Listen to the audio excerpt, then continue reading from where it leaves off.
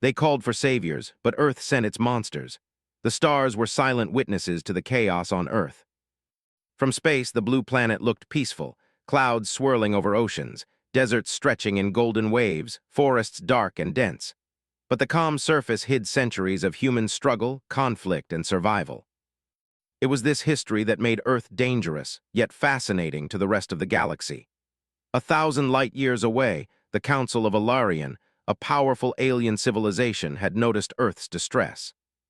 War, pollution, and political unrest were shaking the planet, and the Council feared it could spill beyond its atmosphere. They decided to intervene, but not with warships or weapons. They sent a signal, broadcasted across the cosmos, a call for saviors.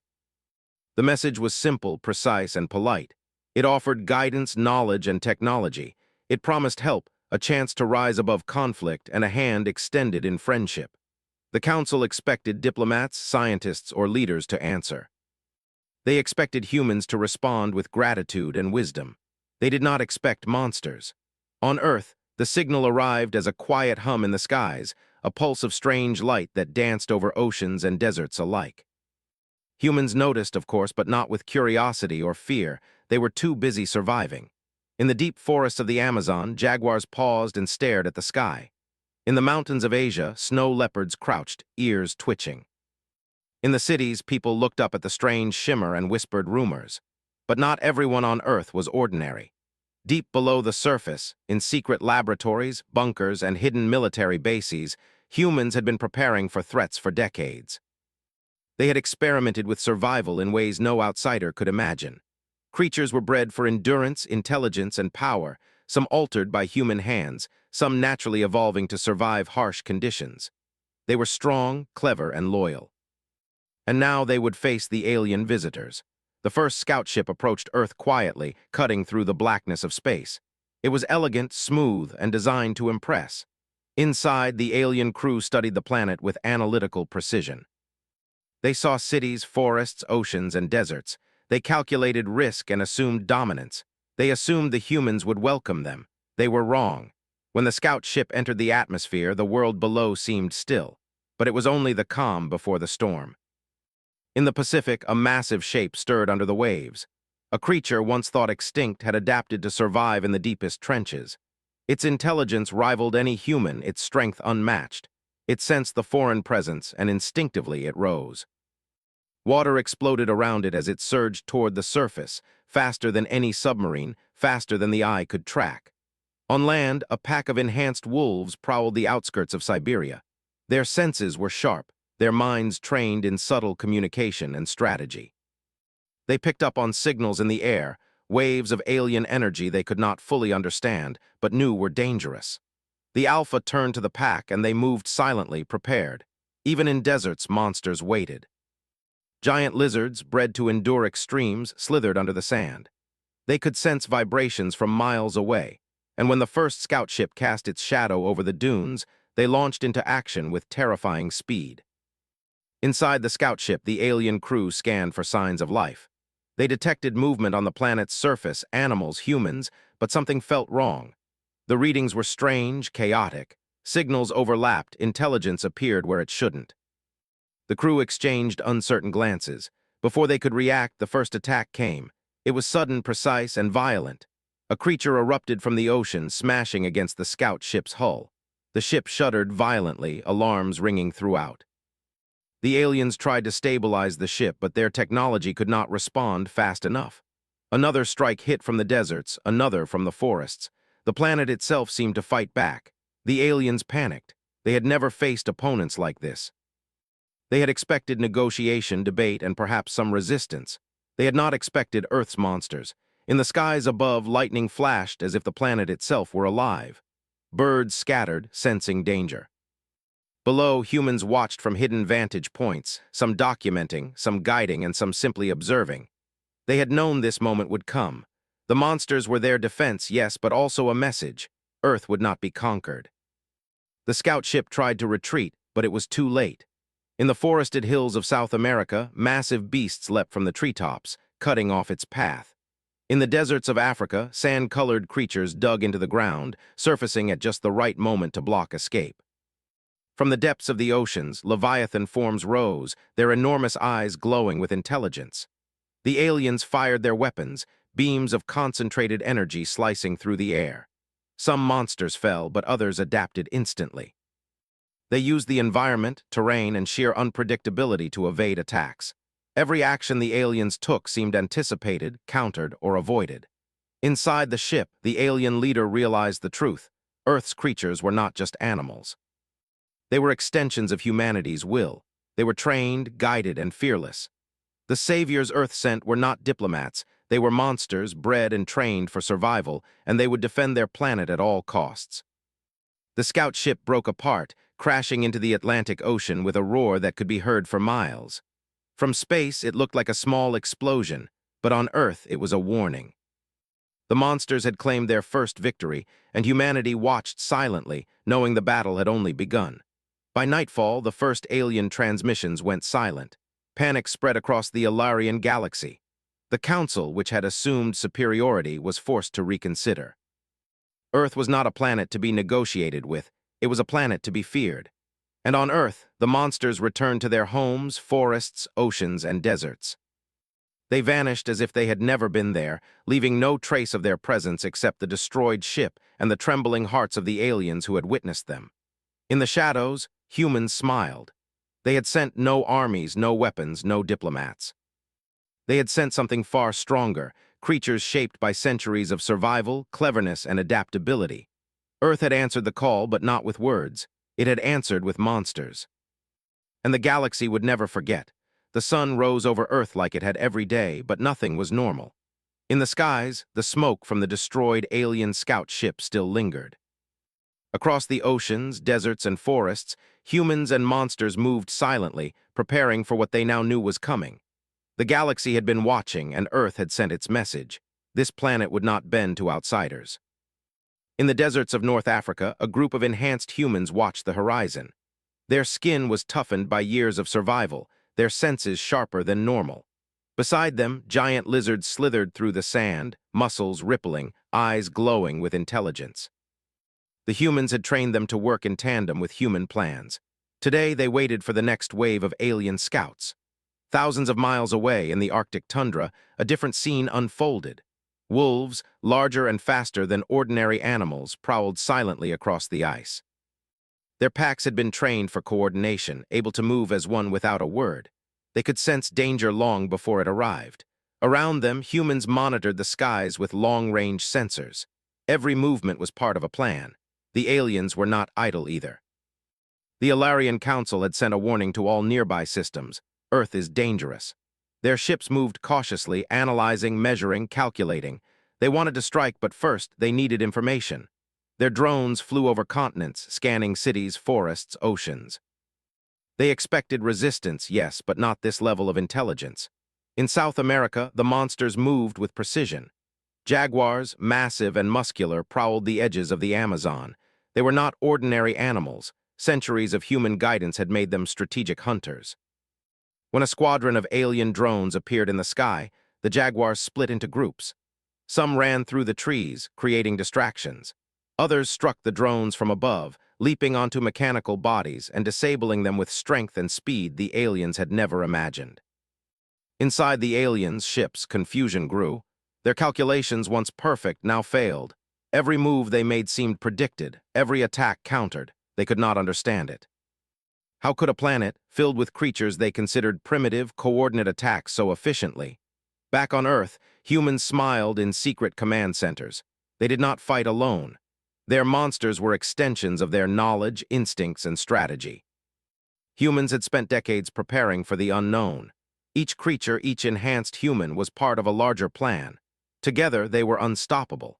In the deserts of Australia, giant scorpions moved under the sand, sensing vibrations from alien ships. When the drones hovered above, they erupted from the ground, claws snapping and tails striking. The drones fell one by one, caught in traps humans had designed long ago. By the time the aliens realized what had happened, the monsters were gone, melted back into the earth as if they had never existed. The aliens attempted communication. A loud, universal voice spoke from their ships, offering peace, asking for dialogue. Humans ignored it. The monsters did not. They were not negotiators. They were warriors trained to protect Earth, and the aliens had given no reason for trust. In the forests of Europe, an enormous bear, stronger and smarter than any natural bear, prepared for attack. Its massive paws crushed trees as it moved, its mind focused. Above, alien drones flew silently, scanning for life. The bear waited, then charged with explosive speed. Drones toppled like toys under its weight. Humans watched from a hill, directing the movements subtly with signals only the bear could understand. Everywhere, Earth's creatures adapted. Where one path was blocked, another opened. Where one strategy failed, a new one appeared instantly. The aliens' advanced technology, which had conquered thousands of worlds, now seemed ineffective. Inside one of the surviving alien ships, a commander spoke urgently. "These creatures, they are not simple. They think, they adapt, they coordinate. This is impossible." A human watching from space tracking stations chuckled.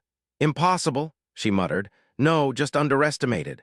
The night fell, but the battle did not stop. In the oceans, massive squids and deep-sea creatures rose, striking alien ships that attempted to flee. In the mountains of Asia, eagles trained to attack in synchronized patterns dove on drones, clipping them with deadly accuracy. Across the deserts, forests, and tundras, Earth's monsters controlled the battlefield. The aliens attempted a full strike, sending a large fleet into orbit. They thought sheer numbers could overwhelm the planet. But numbers meant nothing against unpredictability and intelligence born from survival. Monsters led humans in ambushes that no alien technology could foresee. Desert sand devoured ships. Forests became living traps. Oceans swallowed fleets. By dawn, the aliens were retreating. Their ships were battered, their confidence shaken. They had expected to bring salvation, or at least cooperation. Instead, they faced a planet that fought back with ferocity and cleverness. The signal they sent for peace had been answered, not with words, but with monsters. Humans emerged from hiding. Engineers, soldiers, and scientists reviewed reports. They were not exhausted, they were energized. Earth's creatures had performed beyond expectations. Every failure of the aliens was a victory for humanity. And every victory proved a simple truth. Humans did not need invaders to teach them resilience, they already lived it. Even in the council chambers far away, alien leaders debated. "We miscalculated," one said. "We believed humans would need guidance."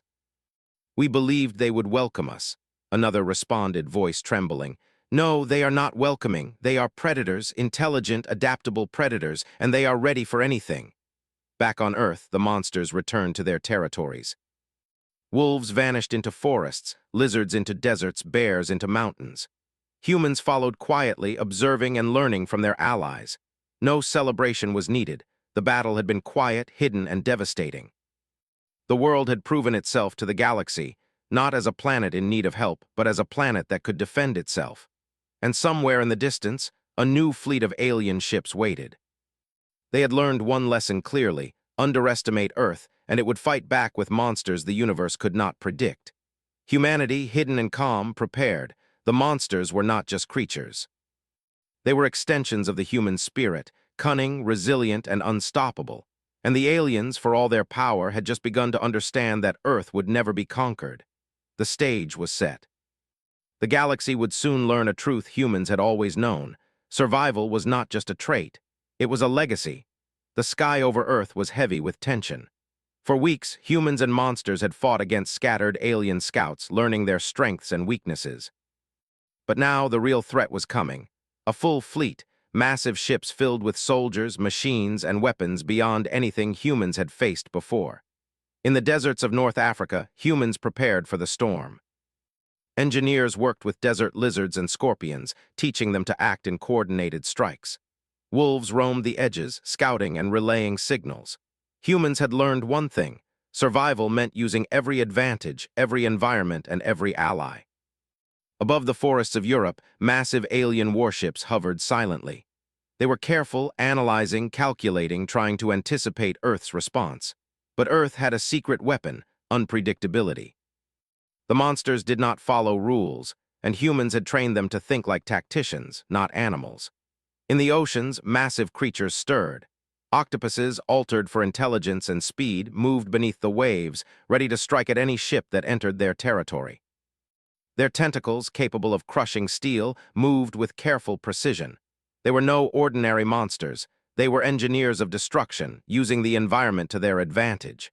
The first engagement came at sunrise. Alien ships descended over the deserts, firing beams that scorched the sand. But Earth's monsters were ready.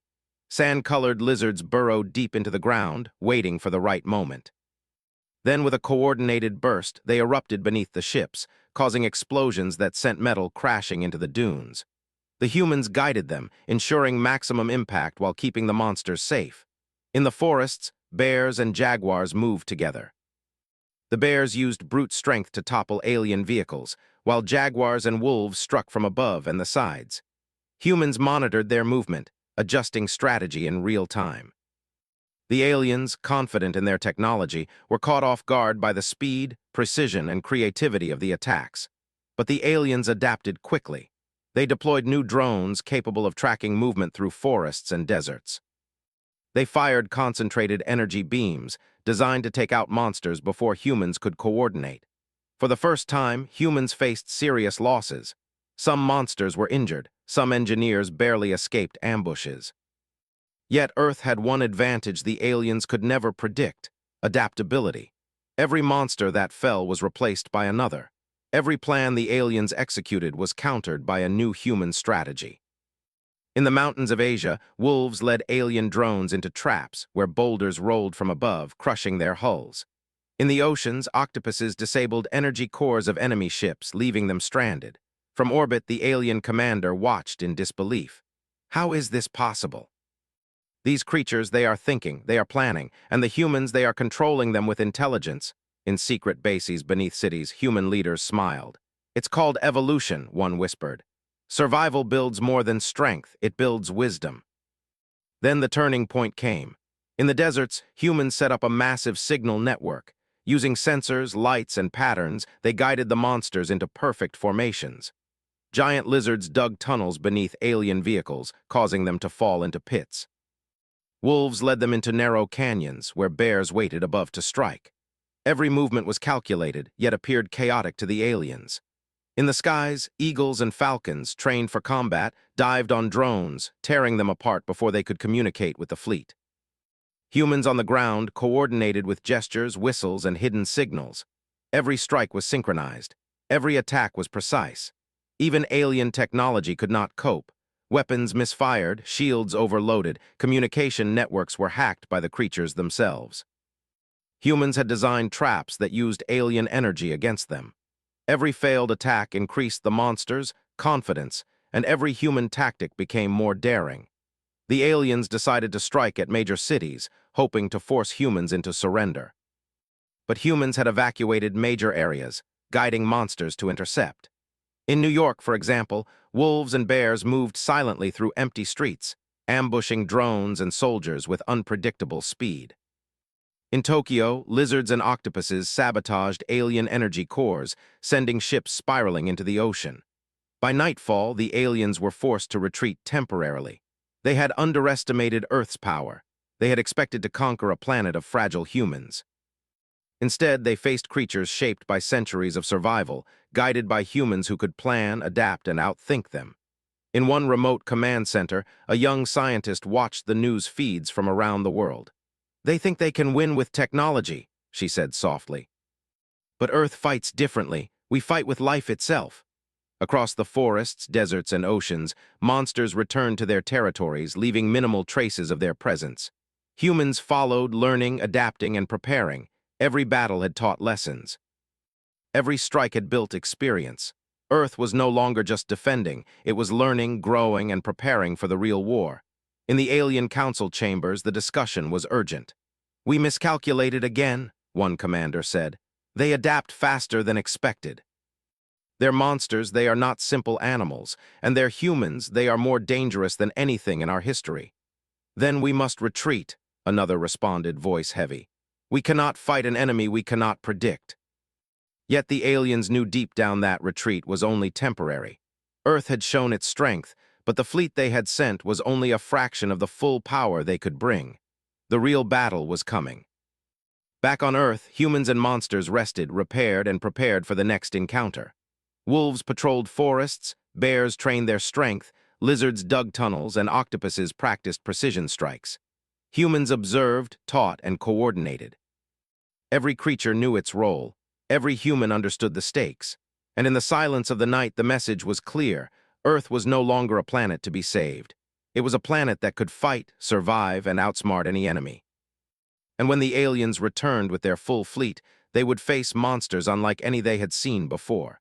The turning point had arrived. Earth had learned its strength, and humanity had realized the power of what it had created. Monsters were not weapons.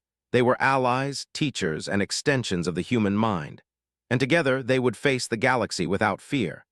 The stars above flickered as alien ships regrouped, preparing for a fight that would test Earth in ways humans had only imagined. But for now, the planet rested, knowing one truth. Survival was not only a matter of strength, it was a matter of intelligence, unity, and unbreakable spirit. And Earth had all three. The alien fleet returned at dawn, larger and more powerful than anything Earth had faced before. Thousands of ships filled the sky, their metal hulls glinting in the sunlight. Their weapons were stronger, their drones faster, and their sensors sharper. They believed this time would be different. They believed Earth would finally surrender. But Earth had changed. Humans were ready, and the monsters were prepared. Every mountain, forest, desert, and ocean had been studied, mapped, and used to create traps and ambushes. Every monster had been trained, guided, and integrated into human strategy. The battlefield was alive, and Earth itself seemed to be defending its own skies. In the forests of Europe, wolves and jaguars moved as one. Humans guided them through hidden signals, whistles, hand gestures, and flashing lights. The wolves created diversions, drawing alien drones into narrow valleys. Jaguars leaped from trees, disabling drones and machinery with precision strikes. The aliens had technology, but Earth had cunning. In the deserts of Africa, giant lizards and scorpions waited beneath the sand. As alien ships fired beams into the dunes, monsters erupted, attacking vehicles, destroying weapons, and disappearing before the aliens could respond. Humans directed them from bunkers hidden beneath the Earth, using sensors to calculate the perfect moment to strike. The oceans became even more dangerous. Enormous octopuses, trained to disable alien engines, moved with intelligence and speed that surprised even the aliens. When ships tried to escape, underwater monsters used currents, coral reefs, and rocks to trap them. Some ships sank entirely, while others floated powerless on the waves, their crews terrified. From orbit, the alien commander studied Earth's defenses in disbelief. "They are coordinating," he muttered. "These creatures, these humans, they are acting as one, they are not afraid, and they are not disorganized." In hidden command centers, humans monitored every action. They were calm, focused, and precise. Every monster was accounted for, every move calculated yet flexible. Humans were not controlling the monsters completely. They were guiding them, giving them freedom to act with instinct and intelligence. Every creature was a fighter, a scout, a strategist. The first wave of aliens descended on a city expecting resistance. Instead, they found it abandoned. Streets were empty, buildings silent. They assumed victory, preparing to deploy troops. Then the monsters struck. Wolves emerged from alleys, guiding drones into traps. Bears toppled vehicles and machinery with brute force. Birds of prey, trained by humans, swooped from above, disabling communication antennas. The aliens were stunned. They had not expected coordinated, intelligent attacks across every environment. Technology alone could not win this war. Earth had weapons they could not calculate: adaptability, instinct, and human strategy. Meanwhile, humans in bunkers worked tirelessly. Scientists, engineers, and veterans monitored the battlefield, adjusting strategies, calculating monster movements, and predicting alien responses. Every human action complemented a monster's instinct, and every monster's instinct enhanced human strategy. Together, they created a force that was greater than the sum of its parts. In the mountains of Asia, wolves led alien drones into narrow passes. At the right moment, giant bears triggered rock slides, crushing the vehicles below. Humans watched from hidden positions, updating signals to adjust timing. Each success reinforced the confidence of monsters and humans alike. In the deserts of Australia, giant scorpions dug into the sand, emerging under alien tanks and dropping them into hidden pits. Humans guided their movements, ensuring maximum destruction while keeping the monsters safe. The aliens tried to respond with firepower, but Earth's defenses were everywhere, hidden, intelligent, and relentless. The alien commander realized the truth. Earth's monsters were extensions of humanity itself. They were not wild, unthinking creatures. They were trained, guided, and disciplined. Every attack was coordinated, every trap precise. Humans had taken survival, instinct, and intelligence and turned it into a weapon the galaxy had never seen. Even as the aliens fired more powerful weapons, the monsters adapted. They dodged, they attacked, and they used the environment against the enemy. Humans observed and adjusted, using sensors and intelligence to stay one step ahead. Earth was no longer just defending itself. It was shaping the battlefield, predicting alien moves before they happened. By evening, the aliens had lost more than half their fleet. Ships drifted powerless in the oceans, crashed into mountains, or were trapped in deserts. Drones were destroyed faster than replacements could arrive. The alien fleet's confidence was shattered. They had underestimated Earth, underestimated humans, and underestimated monsters. In the shadows, humans moved quietly among the monsters. They repaired injuries, checked traps, and adjusted strategies. Every creature had a role, and every human knew it. They were not heroes in the traditional sense. They were planners, coordinators, and guardians, ensuring that Earth's survival depended not on weapons, but on intelligence, adaptability, and unity. In orbit, alien leaders convened. "We cannot win this way," one said. "They fight like no other species. They're monsters, they're humans, they are one mind." Another nodded. "They are more than a planet, they are a fortress, and every attack we make only strengthens them." Back on Earth, humans and monsters rested only briefly. The battle was far from over. Repairs were made, plans adjusted, and strategies refined. Every human and monster understood one truth: Earth was alive, and it would not be defeated. As night fell, humans looked to the skies. The stars above were still filled with alien ships regrouping for another strike. But Earth was ready. Monsters patrolled forests, deserts, and oceans. Humans observed, guided, and adjusted. Together, they formed a force that no technology could match. For the first time, the aliens realized a terrifying truth. Earth's strength was not in weapons, or in numbers, or in speed. It was in the unity of humans and monsters, in intelligence guided by instinct, in survival shaped by centuries of struggle. And when the final strike came, Earth would be ready. The monsters moved silently in the shadows. Humans worked quietly in bunkers. The planet itself seemed to hold its breath. The turning point had come. Humanity, hidden but prepared, had proven that the galaxy could not underestimate Earth. The aliens would return. They would bring everything they had, but Earth would fight, survive, and outthink them at every step. And this time the galaxy would see that Earth's monsters were not just creatures. They were extensions of the human spirit, clever, relentless, and unstoppable. The sky was alive with fire and metal. The alien fleet had returned in full force, larger and deadlier than ever before. Thousands of ships filled the atmosphere, their weapons ready, their drones scanning every inch of the planet. They had come to conquer, confident that this time Earth would fall. But Earth had grown stronger. Humans and monsters had spent weeks preparing. Every creature, every human, every mountain, forest, desert, and ocean had become a weapon and a shield.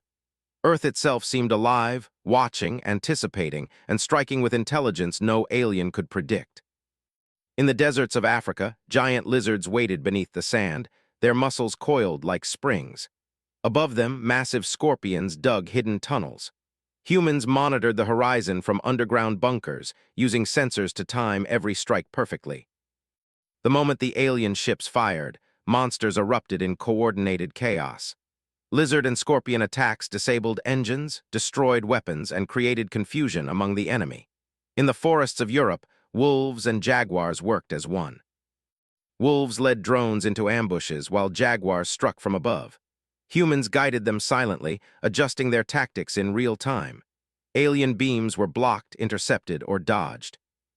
Every move the aliens made was met with a counter, and every strike was precise, deadly, and unpredictable.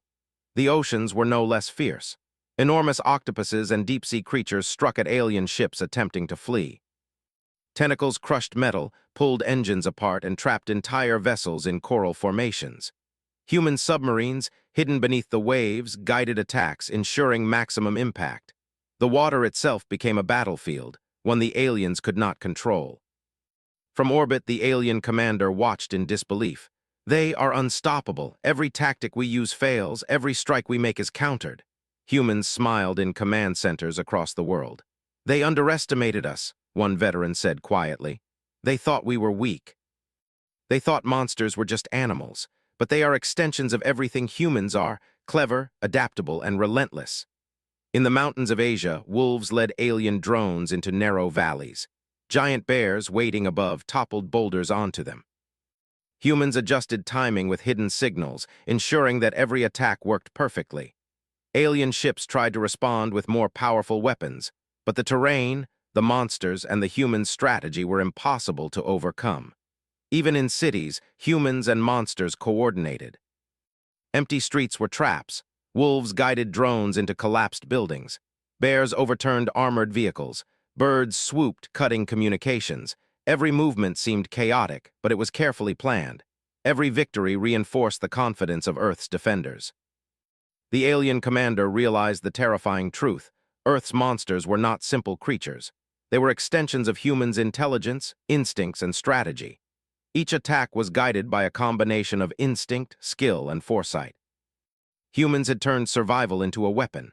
Above in orbit, ships began to falter. Drones were destroyed faster than replacements could arrive. Engines failed, weapons misfired. Chaos spread among the alien fleet. The aliens had underestimated Earth at every level. On the ground, humans worked tirelessly. Engineers repaired damages, scientists analyzed alien strategies, and soldiers coordinated movements with monsters across continents. Every creature, from the smallest wolf to the largest bear, acted with intelligence and precision. Humans were not just guiding them. They were collaborating, forming a partnership born of survival and instinct. In one final push, humans and monsters launched a coordinated global attack. Deserts, forests, mountains, oceans, and cities were all used as weapons and defenses. Alien ships were trapped, destroyed, or forced to retreat. Massive octopuses disabled ships in the oceans, while wolves and jaguars dominated forests and mountains.